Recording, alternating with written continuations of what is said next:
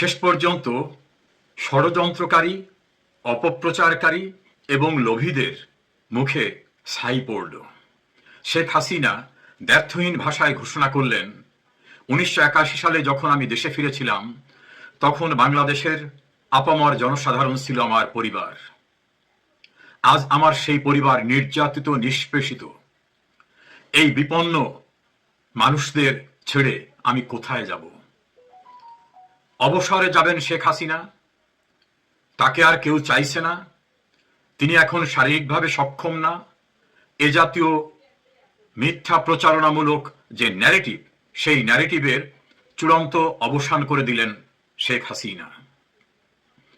ভেতরে এবং বাইরে যারা নানা রকম অনাকাঙ্ক্ষিত অপপ্রচারে, ষড়যন্ত্রে এবং প্রলোভনে লিপ্ত হয়েছিলেন শেখ হাসিনাকে মাইনাস দেখাবার চেষ্টায়, এমন তো কেউ কেউ গণমাধ্যমে উস্কে দিয়ে সংবাদ প্রকাশ করিয়েছিলেন আওয়ামী লীগ আর শেখ হাসিনাকে চাচ্ছে না।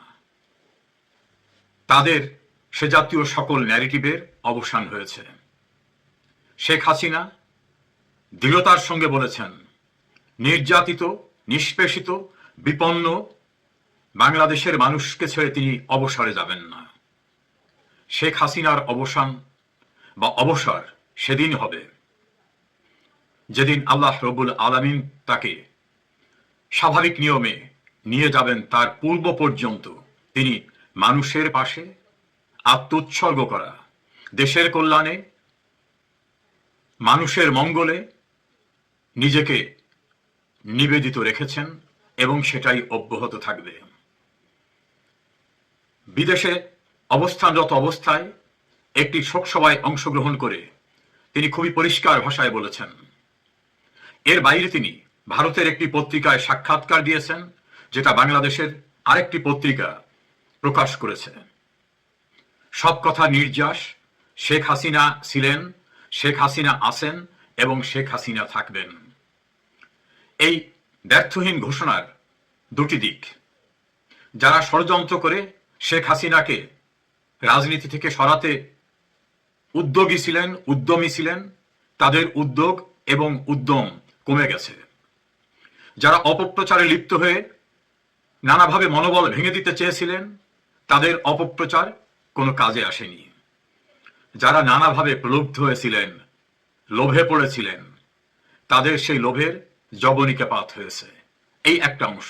আর দ্বিতীয় অংশ, দেশের অভ্যন্তরে এবং বাইরে থাকা শুধু আওয়ামী লীগ নয়, যারা মুক্তিযুদ্ধের চেতনায় বিশ্বাস করে, অর্থাৎ মুক্তিযুদ্ধের পক্ষের মানুষ, তাদের একটা অংশের ভিতরে নানা রকম দ্বিধাদ্বন্দ্ব ছিল। তাহলে কি শেখ হাসিনা অসুস্থ হয়ে গেছেন? তাহলে কি শেখ হাসিনার দায়িত্বে থাকছেন না? তাহলে কি আওয়ামী লীগের হাল তিনি ছেড়ে দিচ্ছেন? তাহলে কে হবেন দ্বিতীয় নেতা? কার নেতৃত্বে মুক্তিযুদ্ধের বাংলাদেশ আবার তার ঋতগৌরব পুনরুদ্ধার করবে? তাদের কাছে এখন স্পষ্ট, নেতা একজনই, সেটা শেখ হাসিনা। আর যারা আছেন আমরা সবাই কর্মী। আওয়ামী লীগের প্রাণ শেখ হাসিনা, আওয়ামী লীগের নিউক্লিয়াস শেখ হাসিনা, আওয়ামী লীগের ক্যাপ্টেন শেখ হাসিনা। আওয়ামী লীগকে 21 বছরের রাজপথে থাকা বিপর্যস্ত অবস্থা থেকে ফিরিয়ে এনে রাষ্ট্র ক্ষমতায় প্রতিষ্ঠিত করেছিলেন যিনি, তিনি শেখ হাসিনা। বঙ্গবন্ধুর খুনিদের দাম্ভিকতা চূর্ণ করে বিচারের কাঠগড়ায় দাঁড় করিয়েছিলেন যিনি, তিনি শেখ হাসিনা। যুদ্ধ অপরাধীদের ভয়াল হুঙ্কারকে নিশ্চিহ্ন করে দিয়ে তাদের বিচারের মুখোমুখি করেছিলেন যিনি, তিনি শেখ হাসিনা। বিপর্যস্ত বাংলাদেশকে মুক্তিযুদ্ধের চেতনায় ঘুরে দাঁড়িয়ে জয় বাংলা স্লোগান প্রকম্পিত করার যে ক্যাপ্টেন, তিনি শেখ হাসিনা।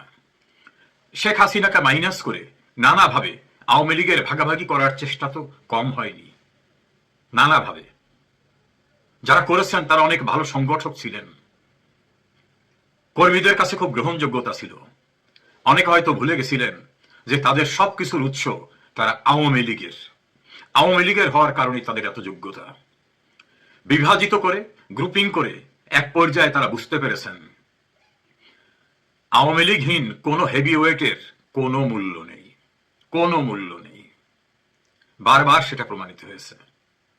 ফলত আওয়ামী লীগের বাইরে গিয়ে এবং বঙ্গবন্ধুর আদর্শ, বঙ্গবন্ধুর উত্তরসূরির বাইরে গিয়ে ভেতরে এবং বাইরে যারাই ষড়যন্ত্র করেন, অপপ্রচার চালান, প্রলুব্ধ হন, তাদের বাস্তবে ফলাফল 0 এবং -0।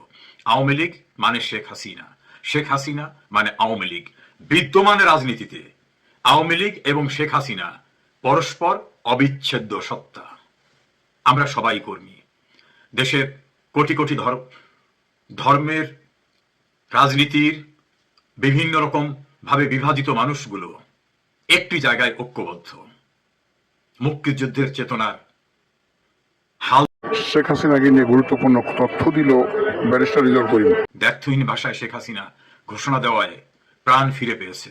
মানুষের স্পৃহা, উদ্যম, আকাঙ্ক্ষা 10 ডিগ্রি সামনে এগিয়ে গেছে, এবং সেটা শেখ হাসিনাকে নিয়ে।